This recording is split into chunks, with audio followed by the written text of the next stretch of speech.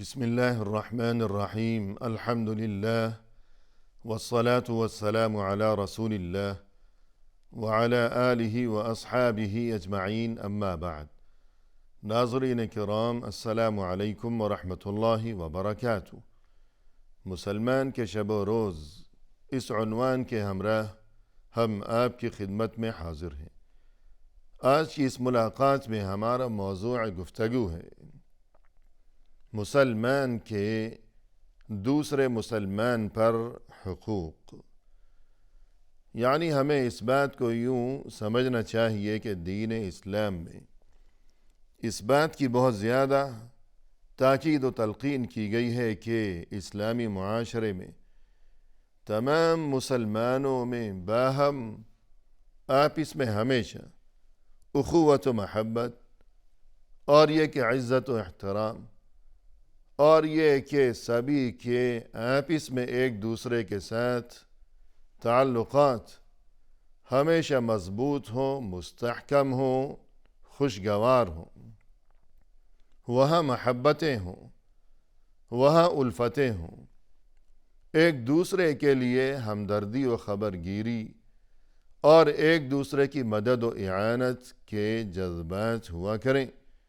نہ یہ کہ وہاں نفرتیں ہوں اور یہ کہ ایک دوسرے کے ساتھ اختلاف کے معاملات اور یہ کہ عداوتیں اور دشمنیوں کے سلسلے۔ اس بات میں اگر ہم غور کرتے ہیں تو قرآن کریم کی آیات، اسی طرح رسول اللہ صلی اللہ علیہ وسلم کی پاکیزہ تعلیمات میں ہمیں یہی پیغام اور یہی مضمون بخوبی نظر آتا ہے۔ مثلا رسول اللہ صلی اللہ علیہ وسلم نے ایک موقع پر یہ ارشاد فرمایا: المسلم اخو المسلم لا یظلمہ ولا یسلمہ۔ ہر مسلمان دوسرے مسلمان کا بھائی ہے کہ نہ تو وہ اس پر کبھی ظلم کرتا ہے اور نہ ہی کبھی مشکل وقت میں اسے تنہا چھوڑ دیتا ہے۔ یعنی ہر مسلمان کی یہی کیفیت، یہی سوچ، یہی انداز فکر اور یہی شان ہونی چاہیے کہ ہر مسلمان دوسرے مسلمان کو اپنا بھائی سمجھے، نہ تو اس پر کبھی وہ کسی بھی شکل میں ظلم و زیادتی کا کوئی معاملہ کیا کرے اور نہ ہی مشکل وقت میں اسے تنہا چھوڑ دیا کرے۔ رسول اللہ صلی اللہ علیہ وسلم نے اسی جذبے کو اپنی امت کے ذہنوں میں اور اسی سوچ کو تمام مسلمانوں کے دلوں میں خوب راسخ اور پیوست اور مضبوط کرنے کی غرض سے ایک موقع پر یوں ارشاد فرمایا: حق المسلم علی المسلم ست۔ ہر مسلمان کے دوسرے مسلمان پر 6 حقوق ہیں۔ قیل ما ہن یا رسول اللہ۔ عرض کیا گیا کہ اللہ کے رسول وہ 6 حقوق کیا ہیں؟ قال، آپ صلی اللہ علیہ وسلم نے ارشاد فرمایا: اذا لقیتہ فسلم علیہ۔ جب تمہاری اس سے ملاقات ہو تو تم اسے سلام کہو۔ وَإِذَا دَعَاكَ فَأَجِبْهُ۔ جب وہ تمہیں دعوت دے، تمہیں کھانے پر بلائے، مدعو کرے، تب تم اس کی دعوت کو قبول کرو۔ وَإِذَا اسْتَنصَحَكَ فَانصَحْ لَهُ۔ جب وہ تم سے کوئی نصیحت یا کوئی مشورہ طلب کرے، تب تم خلوص نیت کے ساتھ اسے درست مشورہ دو۔ وَإِذَا عَطَسَ فَحَمِدَ اللَّهَ فَشَمِّتْهُ۔ جب اسے چھینک آئی ہو اور اس نے یوں کہا ہو کہ الحمدللہ، تب تم اسے جواب دو۔ وَإِذَا مَرِضَ فَعُدْهُ۔ اور جب کبھی وہ بیمار پڑ گیا ہو، تب تم اس کی عیادت کرو۔ وَإِذَا مَاتَ فَاتْبَعْهُ، اگر اس کا انتقال ہو گیا تب تم اس کے جنازے میں شرکت کرو۔ یہ 6 حقوق ہیں کہ رسول اللہ صلی اللہ علیہ وسلم نے جن کے بارے میں ہمیں یہ تعلیم دی ہے، تمام امت کو ہمیشہ کے لیے یہ بات بتائی ہے کہ ہر مسلمان کے ذمے دوسرے مسلمان کے لیے یہ 6 حقوق ہیں کہ جن کی ادائیگی اور جن کی پابندی کے بارے میں فکر و جستجو کرتے رہنا ہمیشہ یہ ہر مسلمان کی بڑی ذمہ داری ہے۔ ان 6 حقوق میں سے ناظرین کرام، سب سے پہلا حق اور سب سے پہلی بات جو کہ ہمیں بتائی گئی اس حدیث میں، فرمایا کہ اذا لقیتہ فسلم علیہ، جب ملاقات ہو تو سلام کیا جائے۔ یعنی اسلامی معاشرے میں رہتے ہوئے ہمیں اس بات کی پابندی کرتے رہنا چاہیے کہ جب بھی ملاقات ہو یا گفتگو کا آغاز ہو، آمنے سامنے بالمشافہہ یہ سلسلہ ہو، یا ٹیلی فون پر مثلاً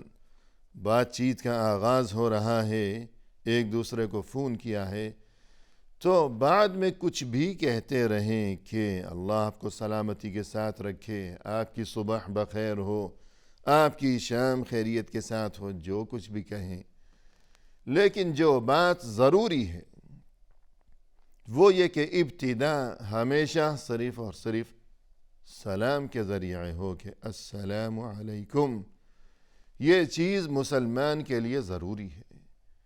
یہ چیز مسلمان کی پہچان ہے کہ مسلمان، مسلم، سلام، السلام علیکم، یہ تمام چیزیں در حقیقت ایک ہی ہیں۔ اور یہ کہ سلام تو اللہ کے ناموں میں سے ایک نام ہے، تو اتنا اچھا کلمہ، اتنا اچھا لفظ، اتنی اچھی بات کہ جو اللہ کا نام ہے تو اسے چھوڑ کر انسان کوئی دوسری بات اپنا لے، یہ تو بڑی بد نصیبی کا معاملہ ہو جائے گا۔ فرمائے کہ الملک القدوس السلام المؤمن المہیمن، اللہ کے جو نام اسماء حسنہ، تو انہی میں سے اللہ کا ایک نام ہے السلام۔ اسی طرح جنت کا ایک نام ہے دار السلام، واللہ یدعو الی دار السلام، اللہ تمہیں بلاتا ہے کہ چلے آؤ، جنت کی جانب چلے آؤ۔ تو جنت کا نام ہے دار السلام، سلامتی کی جگہ۔ تو ہمیں یہ بات ہمیشہ یاد رکھنی چاہیے کہ دل میں یہ خیال اور یہ جذبہ اور یہ تصور لیے ہوئے اور اللہ سے اچھی امید رکھتے ہوئے کہ اللہ نے فرمایا کہ انا عند ظن عبدی بی، جو مجھ سے جیسی امید رکھے گا تو مجھے ویسا ہی پائے گا، اللہ کے بارے میں جو جیسا گمان رکھے گا تو پھر اس کے ساتھ اللہ کی طرف سے واقعی حقیقت میں ویسا ہی ہو جائے گا۔ تو ہم دل میں یہ تڑپ رکھیں، یہ سوچ رکھیں کہ ہمیں اللہ کرے کہ دار السلام میں، جنت میں داخلہ نصیب ہو جائے۔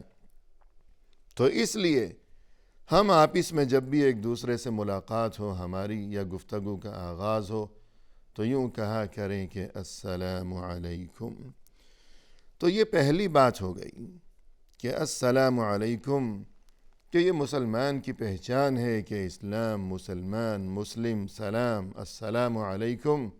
یہ سب کچھ در حقیقت ایک ہی چیز ہے اور ان کی اصل ایک ہی ہے۔ رسول اللہ صلی اللہ علیہ وسلم نے فرمایا کہ والذی نفسی بیدہ لا تدخلوا الجنت حتی تؤمنوا،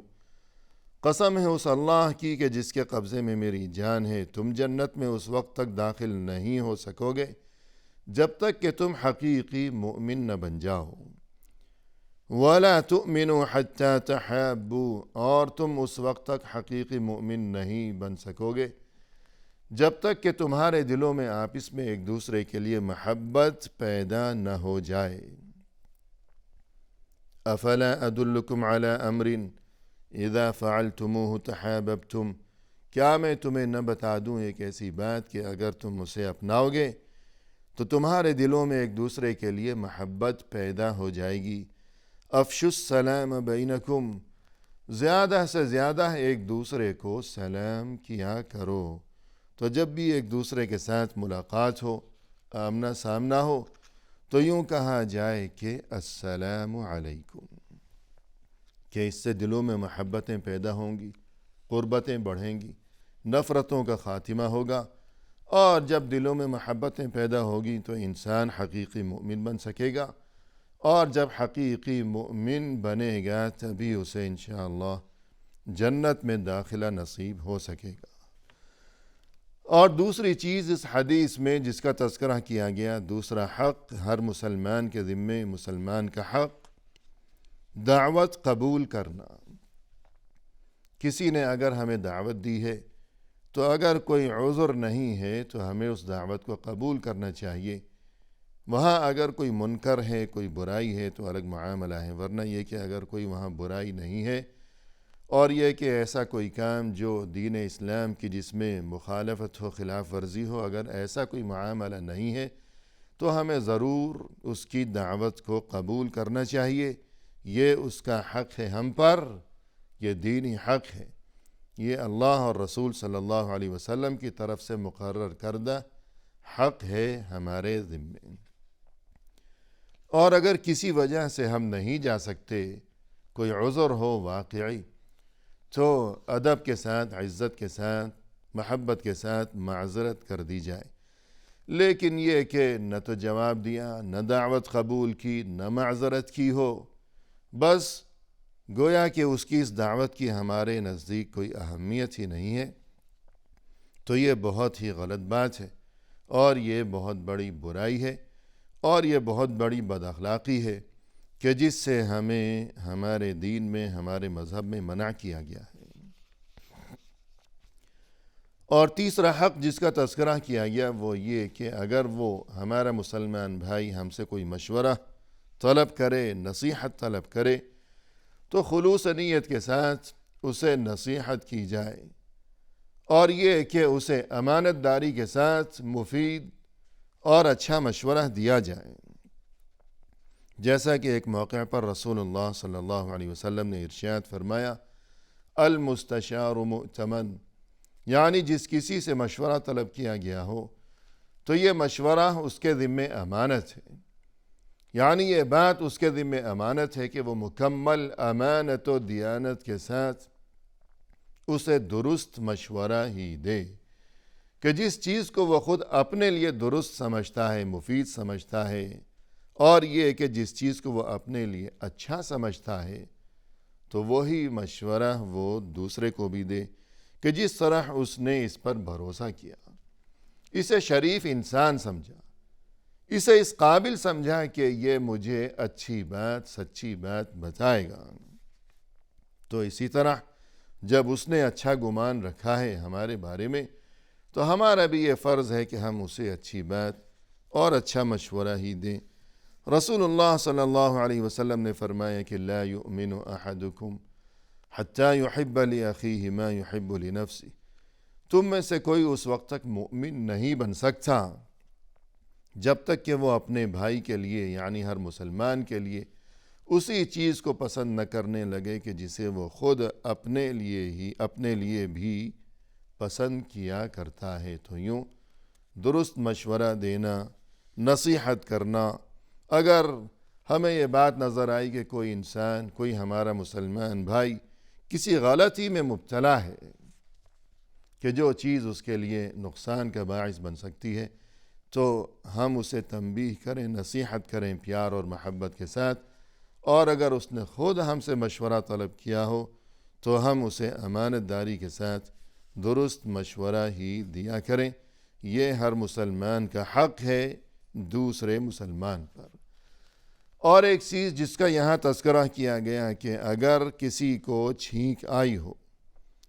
اور اس نے یوں کہا کہ الحمدللہ، اب اس کا یہ حق ہے ہم پر کہ ہم اسے جواب دیں اور یوں کہیں کہ یرحمک اللہ، تو اس چیز کی پابندی کرنی چاہیے کہ یہ اسلامی آداب کہ جس میں ایک دوسرے کے لیے دعا اور ایک دوسرے کے لیے خیر خواہی کے جذبات کا یہ اظہار کہ یہ چیز آپس میں تعلقات کی خوشگواری اور مضبوطی کا سبب بنا کرتی ہے کہ یوں قربتیں بڑھتی ہیں،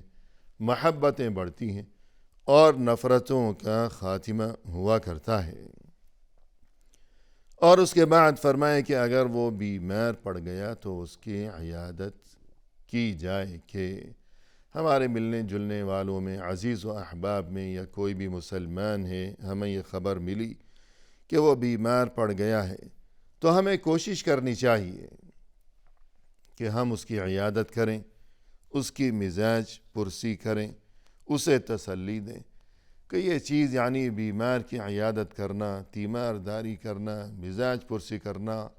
اس سے بیمار کی دل جوئی ہوتی ہے اور اسے اس سے بہت زیادہ قلبی مسرت اور یہ کہ سکون و اطمینان اور تسلی کا باعث بنا کرتی ہے یہ چیز کہ اس کے ملنے جلنے والے اس کے پاس آئے، اس کی خیریت دریافت کی، اسے تسلی دی ہو۔ تو اس بات کا خیال رکھنا چاہیے ہمیشہ کہ جس طرح نماز اور روزہ اور زکوٰۃ اور حج اور عمرہ یہ تمام چیزیں انسان ان اعمال کی پابندی کیا کرتا ہے، لیکن کون بیمار ہے پڑوسیوں میں سے یا ملنے جلنے والوں میں سے، اور یہ کہ کس کی کیا مجبوری ہے، کیا پریشانی ہے، تو اگر ان چیزوں کی جانب توجہ نہ دی جائے تو دین اسلام کی تعلیمات کی روح سے یہ کوئی اچھی بات نہیں ہے۔ اور آخری بات جس کا تذکرہ کیا گیا اس حدیث میں کہ 6 حقوق جو ہر مسلمان کے ذمے ایک دوسرے کے یہ 6 حقوق ہیں، اور بھی بہت سے حقوق ہیں جن کا تذکرہ دیگر مواقع پر آپ صلی اللہ علیہ وسلم نے فرمایا ہے، لیکن اس حدیث میں جو 6 حقوق بیان کیے گئے تو ان میں سے چھٹا اور آخری حق یہ ہے کہ اگر کوئی انتقال کر گیا، کسی کی وفات ہو گئی، تو اس کے جنازے میں تکفین و تدفین کے جو سلسلے ہیں اس میں شرکت کی جائے۔ فرمایا رسول اللہ صلی اللہ علیہ وسلم نے ما من رجل مسلم يموت فيقوم على جنازته 40 رجلا لا يشركون بالله شيئا إلا شفعهم الله فيه۔ جب کسی مسلمان کا انتقال ہو گیا تو اگر اس کے جنازے میں 40 ایسے آدمیوں نے شرکت کی جو کہ اللہ کے ساتھ شرک نہ کرتے ہوں، تو اللہ ان افراد کی شفاعت قبول فرمائے گا، یعنی اس کے لیے اللہ کی طرف سے مغفرت فرما دی جائے گی۔ 40 آدمی اگر کسی کے جنازے میں شریک ہو گئے تو اس کی مغفرت کی خوشخبری ہے۔ تو ہمیں یہ سوچ کر جنازے میں شرکت کرنی چاہیے کہ جب ہمارا انتقال ہوگا تو اللہ ہمارے لیے بھی لوگوں کے دلوں میں یہ جذبہ اور یہ خیال ڈالے گا کہ لوگ ہمارے جنازے میں شریک ہوں، ہمارے لیے دعائے خیر کریں۔ وآخر دعوانا ان الحمد للہ رب العالمین۔